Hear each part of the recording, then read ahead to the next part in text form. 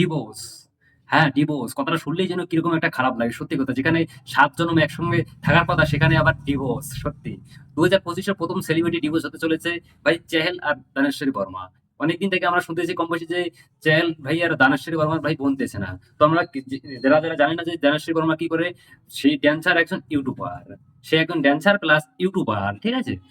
তো এদের বিয়ে হওয়া কম বেশি ৪ বছর হয়ে যায়। ৪ বছর পর এখন অফিসিয়াল ভাবে অ্যানাউন্স যদিও হয়নি, তো অফিসিয়াল ভাবে অ্যানাউন্স না হলে এত গুঞ্জন আসে কি করে? তো সেটা নিয়ে যাচ্ছি এবার। তো চেহেল ভাই ধানেশ্বরী বর্মাকে ফলো করে না। আগে ফলো করতে, এখন করে না, আনফলো করে দিয়েছে। এবং ধানেশ্বরী বর্মা চেহেল ভাইকে আনফলো করে দিয়েছে।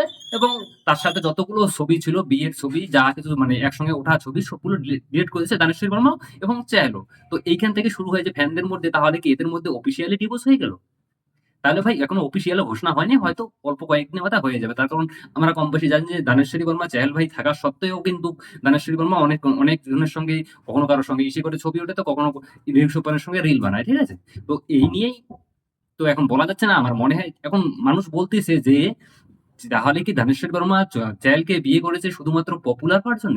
কেউ বলতেছে যে ধানেশ্বরী বর্মা পপুলার হওয়ার জন্য বিয়ে করেছে। তার কারণ না হলে দেখো, কথাটা সত্যিই হবে। না হলে আমরা আগে ধানেশ্বরী বর্মা কে আমরা জানতামই না। আমরা চেহেল ভাইকে জানতাম কিন্তু। ঠিক আছে? এখন ধানেশ্বরী বর্মাকে কম বেশি সবাই জানে।